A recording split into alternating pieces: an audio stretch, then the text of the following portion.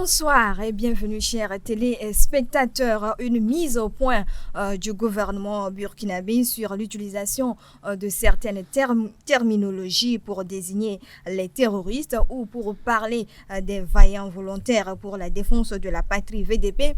De quoi s'agit-il et quelle est la portée et le bien fondé de cette réaction du gouvernement? C'est ce qui nous intéresse. Dans ce nouveau numéro de l'émission Burkina Libre sur Wadjes TV. Restez donc câblés pour la suite. Amen Segla, bonsoir. Bonsoir Marguerite et bonsoir au peuple africain. Toujours au rendez-vous. Merci bien pour l'invitation. Yannick Kwame, bonsoir. Bonsoir Marguerite et bonsoir à toute l'Afrique. Voilà, la semaine se déroule bien. Ça se déroule bien, ça va. Voilà.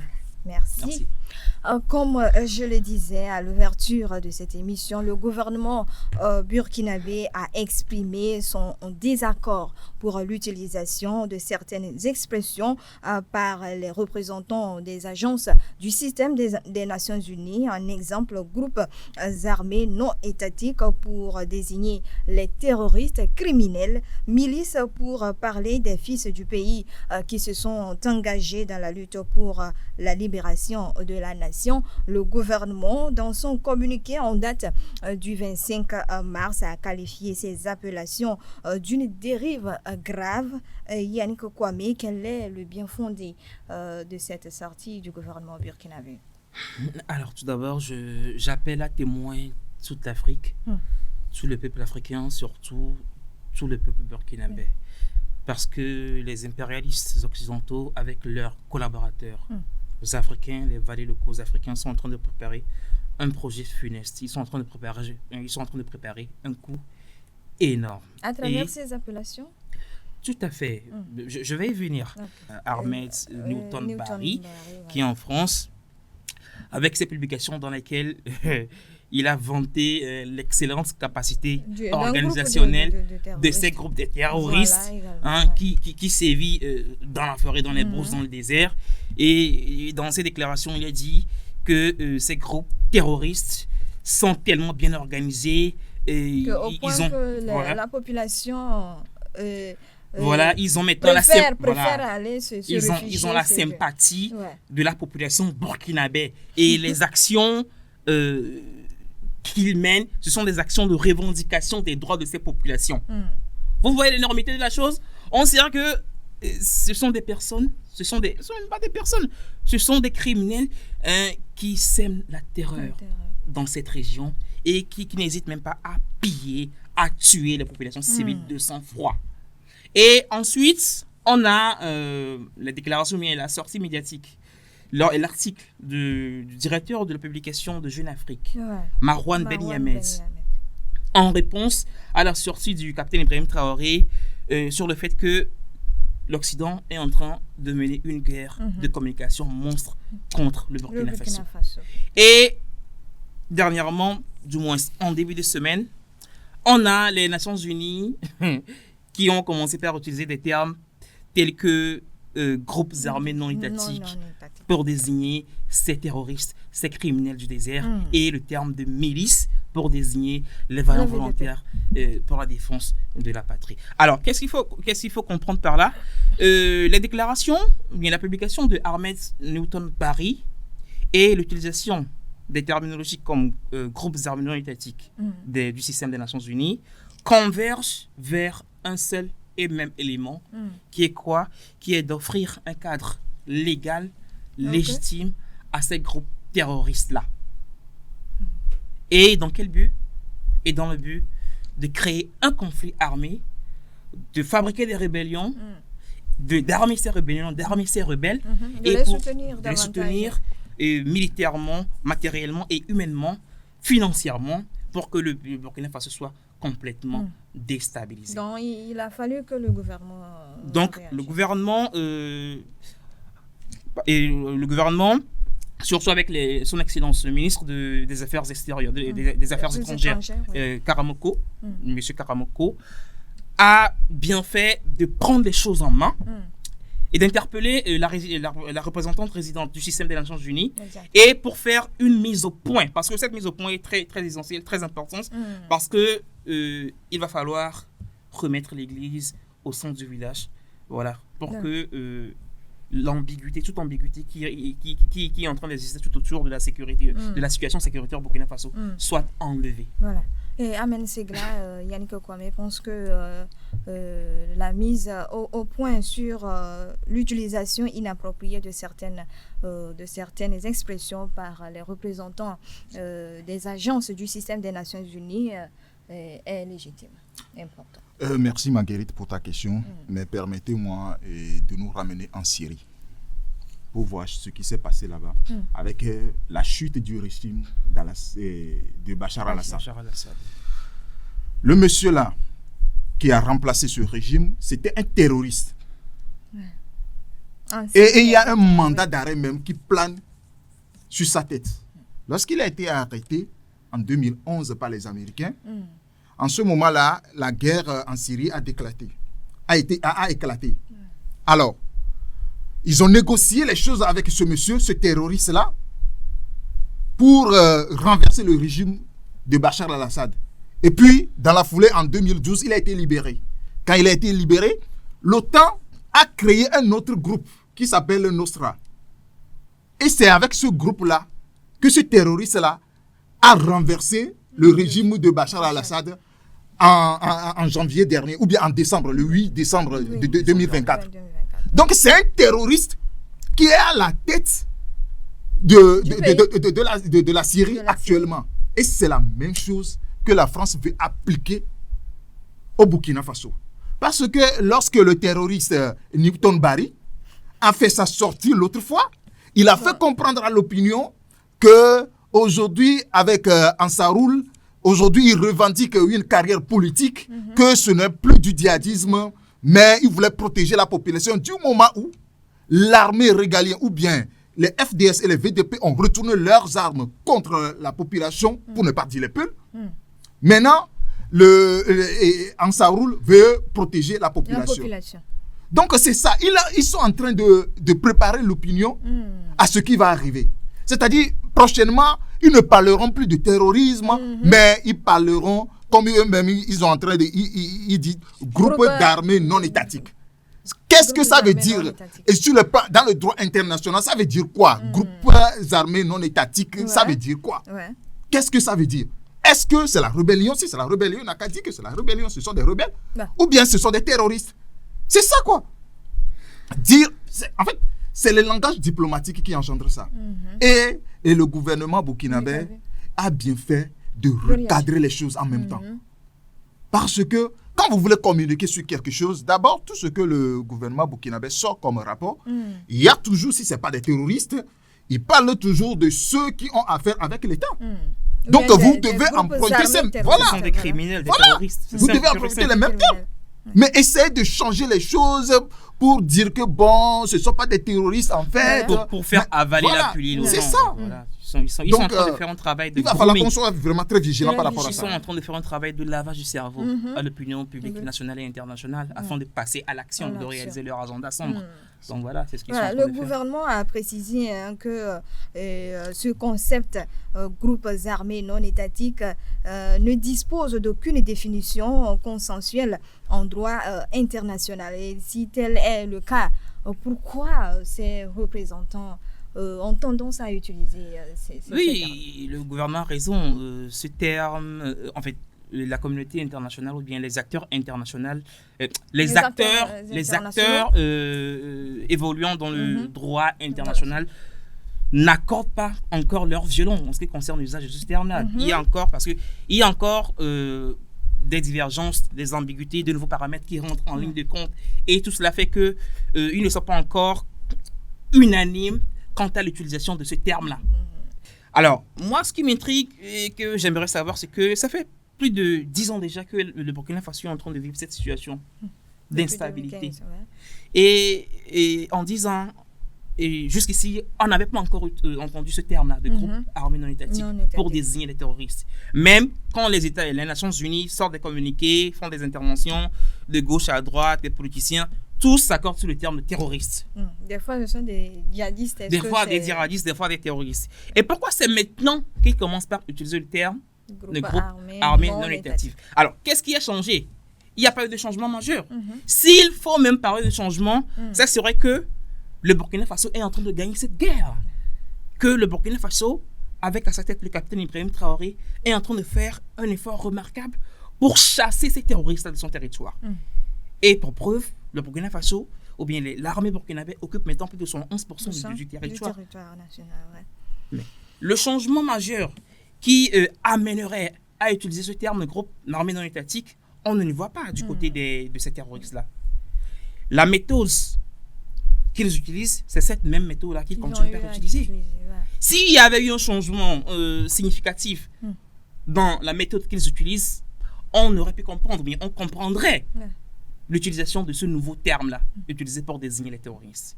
Alors, moi, ce que je peux dire, et je l'ai dit tout à l'heure, ces gars sont en train de faire un travail de grooming. Ils sont en train de préparer l'opinion publique nationale et internationale. Pourquoi?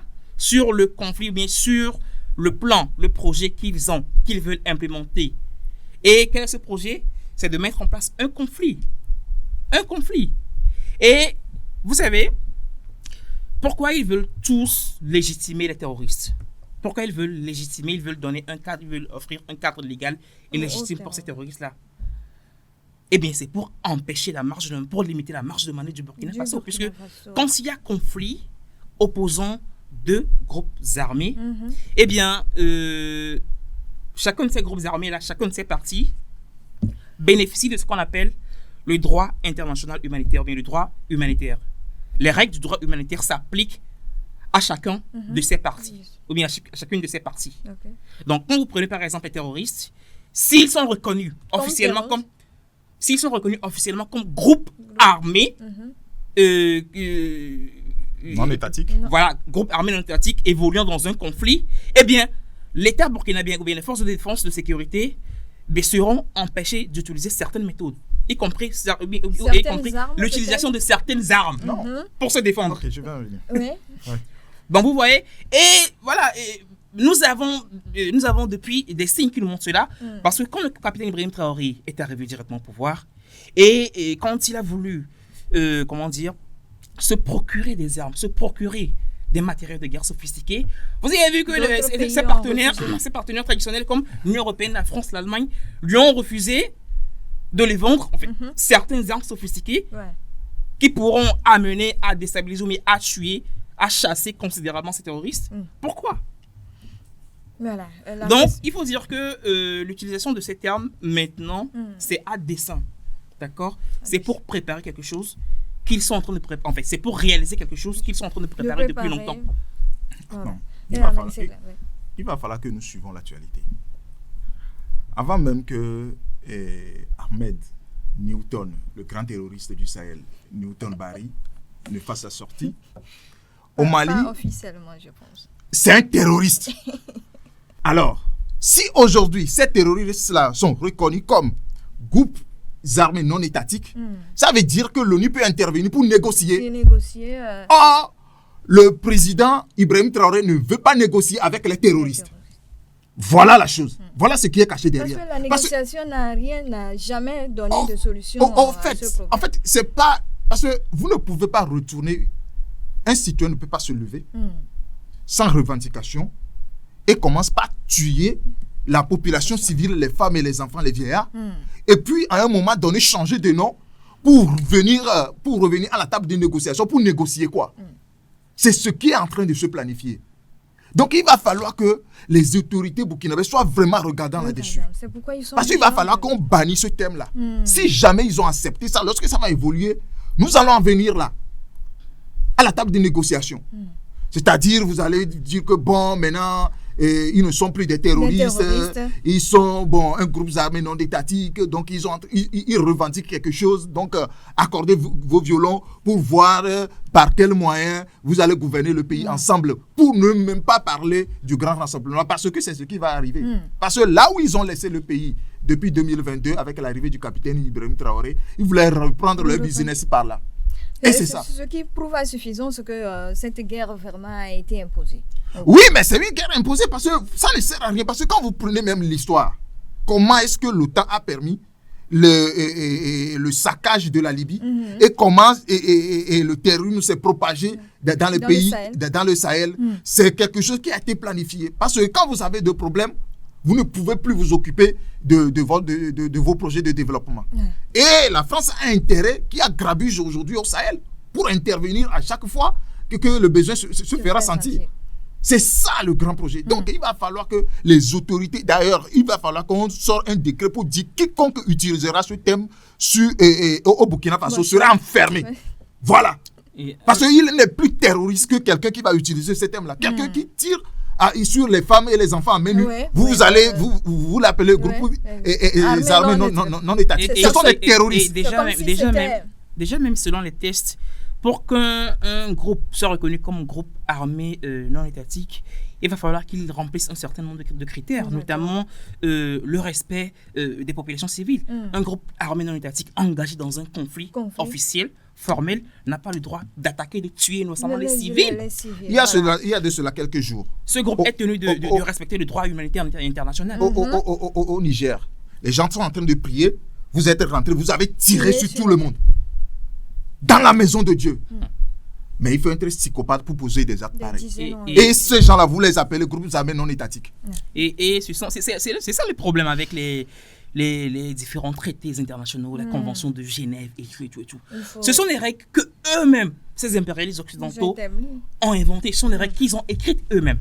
Donc nous ne pouvons pas jouer de façon équitable avec eux, puisque ce sont eux qui fixent les règles du jeu. Et on sait tous que les dés sont déjà pipés. Donc, il va falloir que les Africains fassent quelque chose. Rompre avec ces accords-là, rompre avec ces traités qui ne nous apportent rien. Voilà. Et la coordinatrice résidente du système des Nations Unies au Burkina Faso et l'ensemble des chefs d'agences au Burkina Faso ont été convoqués pour cette mise au point officielle. Penses-tu, Yannick Kwame, que cette mise au point va porter fruit? Est-ce que ça va entraver les relations entre l'ONU et le pays, le Burkina Faso? Permettez-moi à tous d'être sceptiques, parce que cette mise au point, c'est un peu comme de l'eau versée sur le dos du canard. Ah bon? Parce qu'aujourd'hui, selon moi, parce que la dynamique dans laquelle s'est engagée la communauté internationale, eh bien, je ne suis pas sûr qu'ils vont rompre cette dynamique-là. Bon, c'est vrai, la représentante des Nations du système des Nations Unies a honoré l'invitation. Il est allé, il a parlé, ou bien sa délégation a parlé avec le ministère des Affaires étrangères. Ils ont respecté le protocole, mais est-ce qu'ils vont appliquer à la lettre ce qui leur a été dit? C'est là la question, parce qu'aujourd'hui, les Nations Unies et la communauté internationale de façon générale, ils ont intérêt à ce qu'il y ait du désordre au Burkina Faso. Parce que le système des Nations Unies, ou bien les Nations Unies, qui finance cela, qui finance cette organisation? Cette organisation vit sur les contributions financières de ses membres et qui finance de façon considérable. À travers des jeunes. C'est les États-Unis et l'Union européenne. Pour ne pas dire l'Occident. L'Occident qui finance de façon majoritaire, de façon considérable cette organisation. Et ici aujourd'hui, vu que les pays africains sont en train de chasser ces Occidentaux-là, qu'ils exploitent nos ressources, qui s'enrichissent grâce à nos ressources, qui va leur payer leur contribution? Donc les Nations Unies ont intérêt à ce que les pays occidentaux maintiennent leur influence, leur domination sur les pays africains, afin qu'ils continuent par nous piller. Donc je ne vois pas dans quel monde les Nations Unies vont respecter ce que nous leur disons. Non, il va falloir que le gouvernement burkinabé soit plus rigoureux. Il va falloir que le gouvernement burkinabé et la population surtout. Parce que le peuple burkinabé, fier, vaillant, ne doit pas laisser cela arriver. Il a son rôle à jouer. Raison pour laquelle la pression. Vous voyez, j'ai aimé la démarche. Ils ont fait preuve, le gouvernement burkinabé a fait preuve de promptitude. Il a fait preuve de diligence pour répondre efficacement à ce que je peux appeler comme menace, parce que c'est une menace. Donc, le travail, le plus clair du travail incombe maintenant au gouvernement burkinabé et à la population. Voilà, c'est ça. Voilà. Amen Segla, vous pensez que cette mise au point va porter fruit ou elle va impacter ou bien négativement les relations entre le Burkina Faso et l'ONU? Advienne que pourra. Parce que quand vous prenez les États, comme le Burkina Faso, le Mali et le Niger, ils n'ont pas fait ce parcours pour se laisser pour malmener par une organisation soi-disant internationale ou bien des Nations Unies. Parce qu'aujourd'hui, moi, je ne peux pas avoir mal à la tête et toi, tu vas venir que c'est le dos qui te fait mal. C'est ce qui est en train de se passer. Exactement. Parce que en fait, l'État dit que ceux qui menacent la sécurité de ma population, oui. Ce sont des terroristes. Vous ne pouvez pas vous débarquer pour dire que ce sont des groupes armés non étatiques. Ça veut dire quoi? Est-ce qu'on peut faire des choses comme ça? Lorsque les États-Unis a été attaqués en 2001, est-ce que quelqu'un a dit que ce ne sont pas des terroristes ou bien c'est un groupe armé non étatique? Et ils ont donné la terminologie qu'ils voulaient. Et tout le monde a accepté cela. Ouais. Alors, si l'État burkinabé dit qu'il a affaire avec les terroristes, ce sont des terroristes. S'il voulait remplacer tout ce que le président Ibrahim Traoré est en train de construire aujourd'hui, ou bien tout ce qui est en train de se construire au niveau de l'AES, s'ils voulaient le renverser, ils n'ont qu'à se préparer. Sinon, ce ne serait pas une promenade de santé pour eux. En fait, beaucoup ne se rendent pas compte encore de la complexité de la chose. Ouais, c'est un peu comme un quartier. Vous êtes dans un quartier paisiblement, un petit quartier paisiblement, et des voleurs, des assassins viennent de temps en temps, mais souvent, vous pillez, vous volez. Alors, vous êtes rassemblés, vous vous êtes constitués, vous avez mis au point une petite comité de défense et vous avez commencé par grandir en équipement, en compétences pour faire face à ces voleurs, à ces brigands qui viennent de temps en temps vous attaquer. Et alors, le gouvernement, ou bien votre municipalité, votre ville, ou bien le gouvernement du pays, voyant cela, dit « Ok, maintenant, vu que ces criminels viennent souvent et que vous vous êtes mis d'accord, bien vous êtes... concertez, vous vous défendez vaillamment contre ces brigands. Il faut que vous respectiez désormais certaines règles parce que ces brigands-là, ce sont maintenant des rebelles, ce sont maintenant des groupes armés avec qui vous combattez. Donc, vous devez respecter des règles. Il y a certaines choses que vous ne devez pas faire par rapport à eux. Vous devez les respecter comme c'est sérieux. En fait, c'est de façon caricaturale. De façon caricaturale, c'est ça en fait. Ouais. Regardez la Libye par exemple. Ces Occidentaux ont tout fait pour créer une guerre civile dans le pays. Ouais. Et ces rebelles ont été utilisés contre Kadhafi. Donc, c'est sur ça qu'ils ont capitalisé pour intervenir dans le pays. Et c'est la même chose qu'ils veulent faire au Burkina Faso. Si maintenant, ces groupes terroristes sont reconnus officiellement comme rebelles, comme groupe armé non étatique, eh bien, ils vont exiger à ce que vous respectiez le droit international. Le droit international envers eux. Aujourd'hui, ce qui est en train de se le droit humanitaire, je veux dire. C'est-à-dire, quand vous prenez l'armée, c'est groupe armé étatique. Et il y a groupe armé non étatique, qui sont les terroristes aujourd'hui. Donc, si l'ONU veut intervenir, il va dire, bon, allons à la table de négociation. Voilà. Et c'est ce que le capitaine Ibrahim Traoré ne voulait pas. Il ne voulait pas négocier avec les terroristes. C'est aussi simple que ça. Et c'est ce que la France ne voulait pas. Donc, je viens de le dire, quand vous prenez les sorties des terroristes, que ce soit au Mali ou bien au Burkina Faso, ça rentre dans ce cadre-là. C'est-à-dire qu'ils voulaient ramener tout le monde à ça. Changer les terroristes, peut-être en rébellion, et puis en groupe armé non étatique. Ils traitent les VDP de milices. Le terme milice, en fait, le terme milice est un terme générique utilisé pour désigner différentes réalités. Ça peut prêter à confusion. En fait, c'est un terme qui est galvaudé aujourd'hui. Très galvaudé et utilisé à tort et à travers. Donc, utiliser le terme milice pour désigner les VDP, c'est péjoratif. Non, attends. C'est dénigrant. Je dis, les gens se sont portés volontaires pour sécuriser leur territoire. On les appelle VDP, point barre. Au fait, ils ont... je ne sais pas pourquoi les gens veulent compliquer encore des choses. Donc, nous, l'utilisation de ces termes, ce sont des volontaires qui ont pris sur eux de défendre leur territoire. Et nous les appelons VDP. Les volontaires. Mais pourquoi vous les appelez milices? Est-ce que c'est votre pays? En quoi est-ce que ça vous concerne? C'est notre pays, non? Nous les appelons VDP. Pourquoi vous voulez chercher à changer ce nom-là? Mais pourquoi? Ils ne veulent pas jouer le jeu du Burkina Faso. Voilà, soit tu parles de Burkina Faso, ça montre à suffisance leur arrogance vis-à-vis des pays africains. Et nous tendons vers la fin de cette émission, chers consultants. Peut-être votre dernier mot à l'endroit de ces combattants. Moi, mon mot de la fin ira à l'endroit des VDP, ces volontaires, ces vaillants filles du Burkina Faso. En fait, le VDP, c'est qui? C'est peut-être ce chef de famille, ce papa, c'est peut-être ce grand frère, c'est peut-être ce boutiquier du coin qui s'est senti concerné par la défense, par la situation sécuritaire et qui a dit bon, qui a jugé bon, qui a trouvé bon d'aller défendre vaillamment son pays au péril de sa vie. Et cette personne, vous allez traiter de milicien. Eh bien, que ces VDP ne se découragent pas. Ça fait partie de la stratégie utilisée par les Occidentaux pour déstabiliser le pays, pour les démoraliser, et qu'ils ne cèdent pas à leur jeu. Et que la lutte, bien, la victoire finale, c'est pour très bientôt. Amen, c'est ton dernier mot. Alors, le peuple burkinabé, et mon mot de fin va ce peuple, il doit redoubler de vigilance. Parce que ce qui se prépare sur le plan international sent très très mauvais. Pour le pays là. Parce que je tiens toujours à le dire sur ce plateau, parce que il y a un jeune président à la tête de ce pays qui attire l'aspiration de toute la jeunesse africaine.